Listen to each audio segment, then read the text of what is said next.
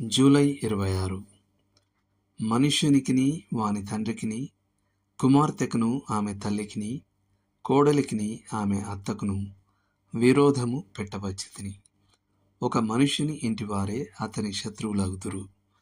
మత్తయి సువార్త 10వ అధ్యాయము 35-36 వచనాలు.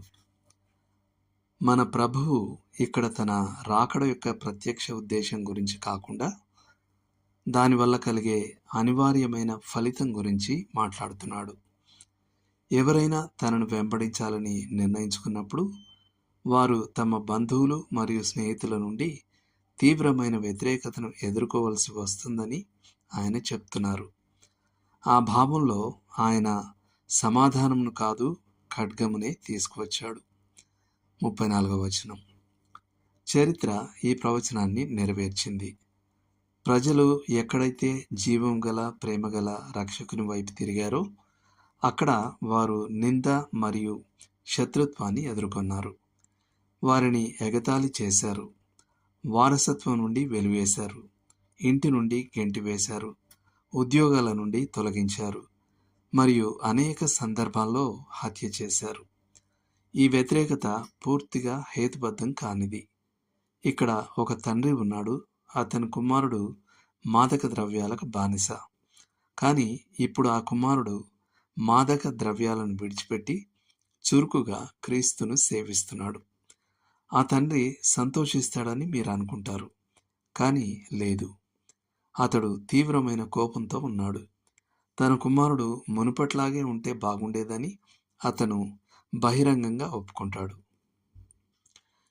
మరికొందరు తాగుబోత్తనం నుండి, నేరాల నుండి, లైంగిక వైపరీత్యాల నుండి, క్షుద్ర విద్యల నుండి రక్షించబడతారు.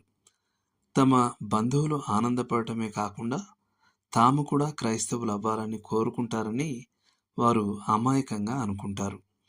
కానీ అలా జరగదు. ప్రభు అయిన యేసు రాకడ కుటుంబంలో విభజనను, చిచ్చును తెస్తుంది. క్రీస్తు కొరకు తమ తల్లిదండ్రుల మతాన్ని విడిచిపెట్టడం అనేది అంతరంగంలో తీవ్రమైన ఆవేశాలను రగిలిస్తుంది. ఉదాహరణకు, ఒక కుటుంబం కేవలం పేరుకే యూదులై ఉండవచ్చు.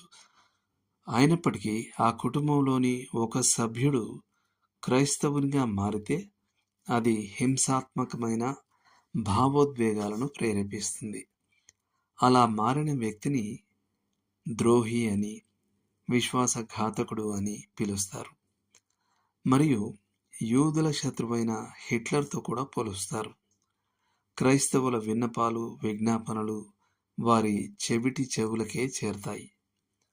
అనేక ముస్లిం దేశాల్లో క్రీస్తులోకి మారటం మరణ శిక్షతో శిక్షించబడే నేరం. ఆ శిక్షను ప్రభుత్వం కాదు, సొంత కుటుంబ సభ్యులే అమలు చేస్తారు.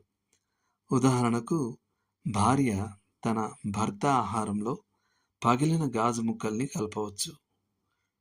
అయినప్పటికీ క్రొత్తగా మారిన వారి ధైర్యమైన ఒప్పుకోలు ద్వారా మరియు ద్వేషాన్ని, హింసను వారు ఓర్పుతో కూడిన క్రీస్తు వంటి సహనంతో భరించడం ద్వారా ఇతరులు తమ సొంత జీవితాలు మరియు మతంలోని శూన్యతను గ్రహించి పశ్చాత్తాపం మరియు విశ్వాసంతో ప్రభు అయిన యేసుక్రీస్తు వైపు తిరుగుతారు.